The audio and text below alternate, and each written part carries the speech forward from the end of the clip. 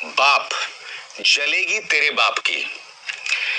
ये क्या कोई मुन्ना भाई एमबीबीएस पार्ट 3 बन रही है क्या, या मुंबई अंडरवर्ल्ड पे फिल्म बन रही है? कोई डायलॉग्स होते हैं, हनुमान जी ऐसे डायलॉग्स बोलेंगे? और बात यहां नहीं रुकती दोस्तों, कई ऐसे डायलॉग इस फिल्म के अंदर हैं जो मैं आपको पढ़ के सुनाना चाहता हूं। आगे देखिए, तेरी बुआ का बागीचा है क्या जो हवा खाने चला आया। आगे देखिए साहब, जो हमारी बहनों को हाथ लगाएगा उनकी लंका लगा देंगे। रामायण को लेकर एक शुद्धता होती है दोस्तों, एक पावन भाव होता है, एक श्रद्धा होती है हर इंसान के मन में। आपको याद होगा 80 के दशक में रामानंद सागर की रामायण आई थी, जो स्पेशल इफेक्ट्स के लिहाज से कोई बहुत हिस्टोरिकल नहीं थी, मगर उसके संवाद जो थे ना, उस पर खासी मेहनत की गई थी। उन संवादों को सुनकर हम सब इमोशनल हो जाया करते थे। आपको याद होगा कोरोना की पहली लहर में जब सभी लोग घर में बंद थे तो रामानंद सागर की रामायण को दोबारा दिखाया गया था। एक भी ऐसा संवाद नहीं जिसकी उस वक्त भी आलोचना हुई होगी। रामायण भूल जाइए दोस्तों, मैं आपको बतलाना चाहूंगा B.R. चोपड़ा की महाभारत।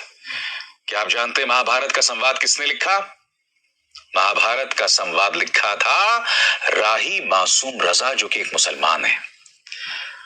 पूरी महाभारत में जो 1989-90 को प्रसारित हुआ था, एक भी मौके पर राही मासूम रजा की आलोचना नहीं हुई थी।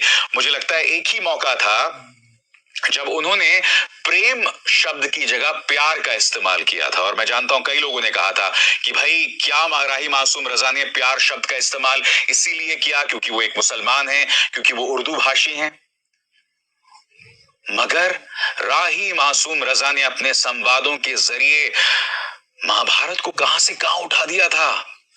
एक लंबे अरसे तक महाभारत के संवाद वायरल हुआ करते थे, आज भी हैं। मगर ये मनोज मुंतशिर शुक्ला, जो भारतीय जनता पार्टी का अवसरवादी चाटुकार है, इसने जो डायलॉग्स लिखे हैं वो शर्मनाक है दोस्तों। बात यहां नहीं रुकती, आगे क्या डायलॉग्स हैं। आप अपने काल के लिए कालीन बिछा रहे हैं, ताली बजाऊं? आगे सुनिए, मेरे एक सपोले ने तुम्हारे शेषनाग को लंबा कर दिया, अभी तो पूरा पिटारा भरा पड़ा है। लंबा कर दिया, अक्सर इसका इस्तेमाल जो होता है किसी को बेहोश कर देना या किसी को मार देना।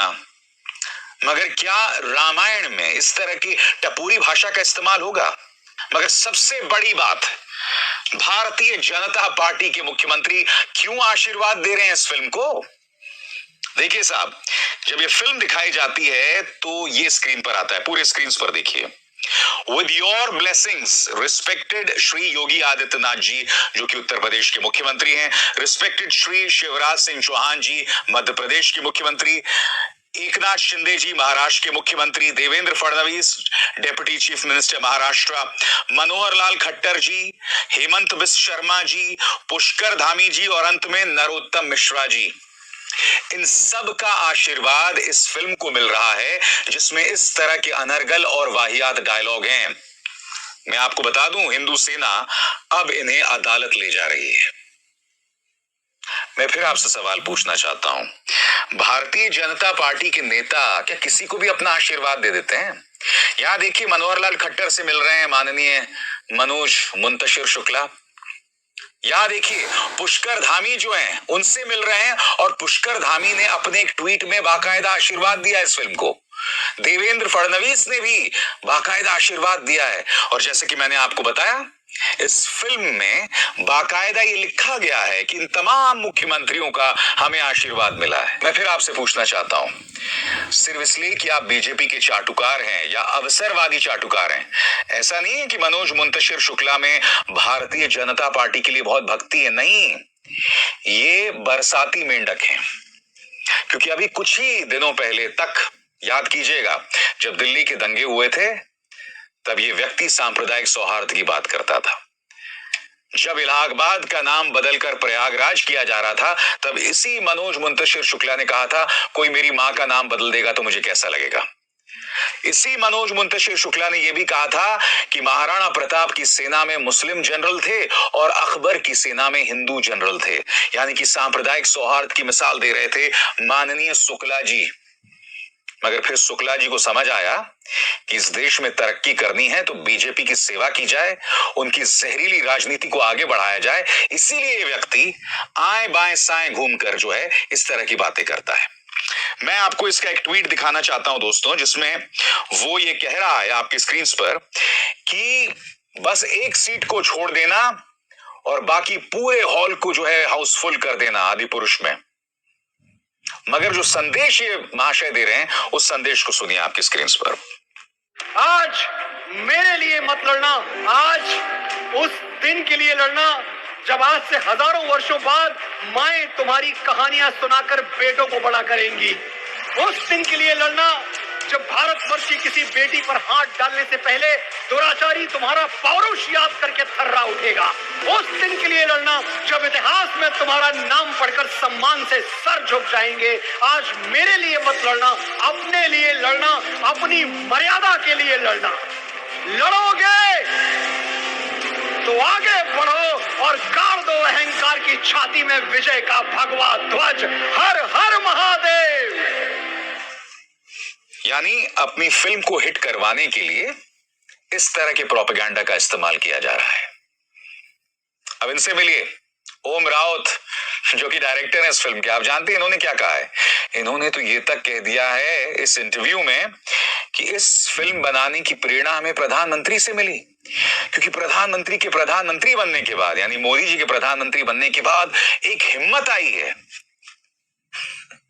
ये बोलो कि मोदी जी के प्रधानमंत्री बनने के बाद प्रोपेगेंडा फिल्म बनाने में मदद मिल रही है।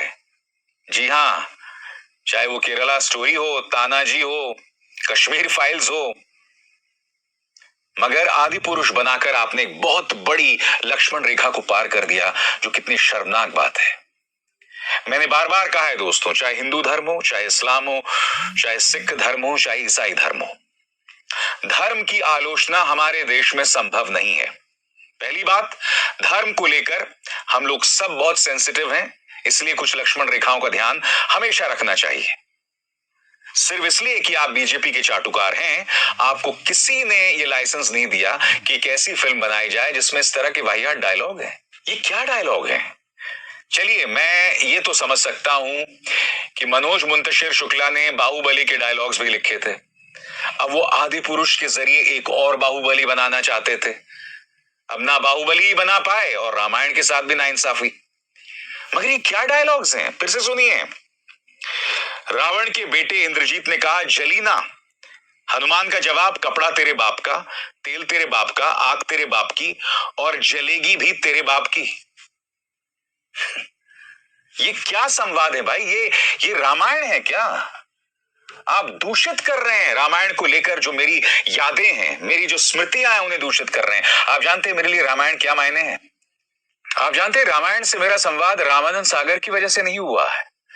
रामायण से मेरा संवाद अमर चित्रकथा, जब मैंने रामायण के बारे में पढ़ा या रामायण से जुड़े पात्रों के बारे में पढ़ा, उससे भी नहीं हुआ है मेरा रामायण से परिचय। रामायण से मेरा परिचय होता है जब सिवनी मध्य प्रदेश में मैं अपने नाना जी को रामायण से जुड़े भजन जो हैं, रामायण से जुड़ी जो चौपाइयां हैं, छंद हैं, उन्हें पढ़ते हुए सुनता हूं उनकी मधुर आवाज, वो आवाज जो आज तक मेरे कानों में गूंज रही है। उससे जो सकारात्मक ऊर्जा निकलती थी। रामायण के मायने हैं जब मैं अपनी नानी को सुबह 4 बजे